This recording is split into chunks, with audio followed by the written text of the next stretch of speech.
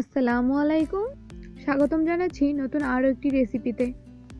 আজকে যে কেকটি তৈরি করছি এটা হচ্ছে টুটি ফুটি কেক, যা কিনা তৈরি করব হাতের কাছে থাকা উপাদান দিয়ে। অনেকেই বলে থাকেন কেক ঠিকমতো ফুলছে না, ফুললেও আবার একটু পর চুপসে যাচ্ছে। তাই খুঁটিনাটি টিপস নিয়ে কেকটি বানাচ্ছি। আপনারা বাসায় টি টাইম স্ন্যাক্স হিসেবে বানাতে পারেন। এর জন্য প্রথমেই একটি বাটিতে নিয়ে নিচ্ছি একটা ডিম। এখানে আপনারা একটা ডিম দিয়ে কেকটি তৈরি করতে পারেন। নিয়ে নিচ্ছি 1/3 কাপ পরিমাণ চিনি। দুটি উপাদান নিয়ে এখন ভালোভাবে মিক্সড করার জন্য আমি একটা হুইস্ক দিয়ে নাড়ছি, যাতে করে চিনি ও ডিমটা ভালোভাবে মিক্সড হয়ে যায়। এ পর্যায়ে বাটির উপর একটি চালনি বসিয়ে আমি আধা কাপ পরিমাণ নিয়ে নিচ্ছি ময়দা, 1/2 টিস্পুন পরিমাণ বেকিং পাউডার, সাথে নিয়ে নেব 1/4 টিস্পুন পরিমাণ বেকিং সোডা। কেকটা একটু সফট হওয়ার জন্য 1 টেবিল স্পুন নিয়ে নিচ্ছি কর্নফ্লাওয়ার। এবার সবগুলো শুকনো উপাদান ভালোভাবে চেলে নিচ্ছি।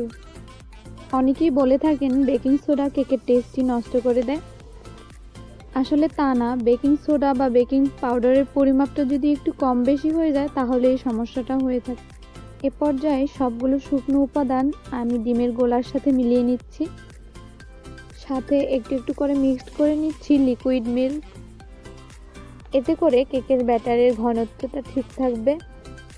পরিমাপ যদি ঠিকঠাক মতো না হয় তাহলে কেক ফুলে না, তাই উপাদানগুলো ঠিকঠাক পরিমাপ দেওয়ার চেষ্টা করবেন। এ পর্যায়ে আমি নিয়ে নিচ্ছি 1 টেবিল স্পুন পরিমাণ রান্নার তেল। আপনারা চাইলে বাটারও ইউজ করতে পারেন, সেক্ষেত্রে কেকের টেস্টটা আরও ভালো আসবে। এবার আমি নিয়ে নিচ্ছি 1/3 কাপ পরিমাণ টুটি ফ্রুটি।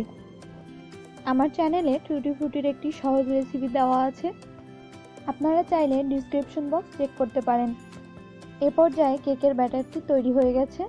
আমি 6 ইঞ্চি একটি মোল্ডে কেকের সম্পূর্ণ ব্যাটারটি ঢেলে নিয়েছি। অন্যদিকে চুলায় একটি প্যান বসিয়ে প্রিহিট করে নেব 5 মিনিটের জন্য।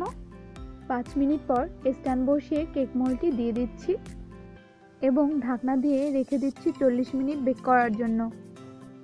40 মিনিট পর ফিরে এসে কেকটি চেক করে নিচ্ছি। কেকটি সম্পূর্ণভাবে হয়ে যাওয়ার পর চাকু দিয়ে 4-5টা ছাড়িয়ে নিচ্ছি। আমার কেকটি এখন সম্পূর্ণভাবে তৈরি। আপনি যদি সঠিক সময়ের আগে কেকটি তুলে ফেলেন তাহলে কেকটি ফুলে আবার চুপসে যাবে। সেক্ষেত্রে 40 মিনিটের আগে কেকের ঢাকনা তুলে চেক করা যাবে না। এটাকে আমি এভাবেই পরিবেশন করব। দেখুন সামান্য কিছু উপাদান দিয়ে কত সুন্দরভাবে কেকটি তৈরি হয়েছে। এ পর্যায়ে একটি প্লেটে আমি ঢেলে নিয়ে কেটে দেখাচ্ছি আপনাদের। পরিমাপ যদি ঠিকঠাক মতো হয় আর তাপমাত্রা যদি ঠিকঠাক মতো পায় তাহলে কেক ফুলবে নিশ্চিত।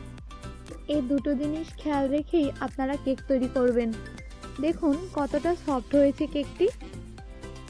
আমার রেসিপিটি যদি ভালো লাগে প্লিজ শেয়ার করবেন, সাথে সাবস্ক্রাইব করে রাখবেন নতুন নতুন রেসিপি পাওয়ার জন্য। আল্লাহ হাফেজ।